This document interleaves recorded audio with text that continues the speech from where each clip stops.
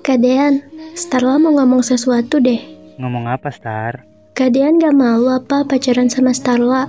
Kecil gini kayak anak SD. Enggak. Tapi Starla kan pendek banget. Kecil, suka ngambekan, suka minta ini itu lagi.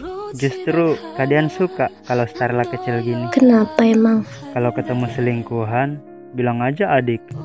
Ih, sliding ya. Jangan ketawa, nggak lucu.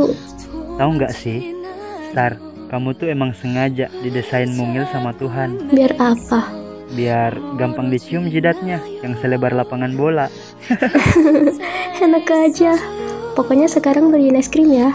Anak SD mau makan es krim rasa coklat. Kalau rasa cintaku padamu aja gimana? Boleh deh, asal bukan rasa yang dulu pernah ada aja.